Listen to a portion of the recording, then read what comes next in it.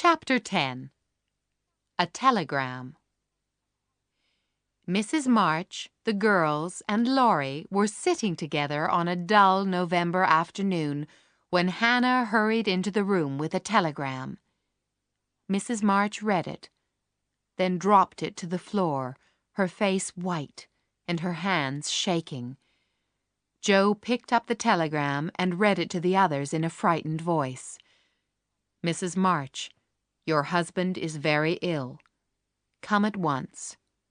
S. Hale, Blank Hospital, Washington. The girls moved close to their mother. All their happiness had disappeared in a moment. "I shall go at once," said Mrs. March, "but it may be too late. Oh, my children!" For several minutes there was only the sound of crying. Then Hannah hurried away to get things ready for the long journey. "Where's Laurie?" Mrs. March asked. "Here," said the boy. "Oh, let me do something." "Send a telegram and say that I'll come at once," said Mrs. March. "The next train goes early in the morning. Now, I must write a note to Aunt March. Joe, give me that pen and paper." Joe knew that the money for the journey must be borrowed from Aunt March, and she too wanted to do something, anything, to help her father. Laurie went off to take the note to Aunt March and to send the telegram. Joe went to fetch some things from the shops, and Amy and Meg helped their mother to get ready. "Father will need good food and wine to help him get better, and there won't be much at the hospital," said Mrs. March. "Beth, go and ask Mr. Lawrence for a couple of bottles of wine. I'm not too proud to beg for Father." Mr. Lawrence came back with Beth. He offered to go with Mrs. March, but she wouldn't let the old gentleman make the long, tiring journey, although he could see that she would like to have somebody with her. He went away again, saying, "I'll be back." Soon after, Meg saw Mr. Brooke by the door. "I'm very sorry to hear your news, Miss March," he said gently.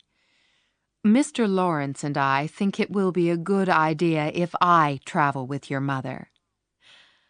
"How kind you all are," said Meg. "It will be so good to know that there is someone to take care of Mother. Thank you very much." She put out her hand and smiled gratefully up into his warm brown eyes. Laurie came back with a letter and money from Aunt March, but Joe did not return. It was late afternoon when she came walking in and gave her mother some money. "That's to help make Father comfortable and to bring him home," she said. $25, said Mrs. March. "My dear, where did you get it?" Joe took off her hat. "Your hair! Your beautiful hair!" cried Amy. All Joe's lovely, thick, long hair was cut short. "Joe, how could you?" cried Meg. "My dear girl, there was no need for this," said Mrs. March. "She doesn't look like my Joe, but I love her dearly for doing it," said Beth, and began to cry. "Don't cry, Beth," said Joe. "I wanted to do something for Father, and selling my hair was the only thing I could think of doing. I'll soon have a curly head again, which will be short and easy to keep tidy." But later, when Amy and Beth were asleep and Meg was lying awake, she heard Joe crying. "Are you crying about Father, Joe?" she asked. "No, not now. It's my hair," cried Joe. "I'd do it again if I could, But I did love my hair, and the selfish bit of me is making me cry. Oh, don't tell anyone. I'll be all right in the morning." During the days after their mother and Mr. Brooke went away, Meg and Joe went back to their jobs, and Beth and Amy helped Hannah to keep the house tidy. Everyone tried very hard to be good and hard-working and helpful.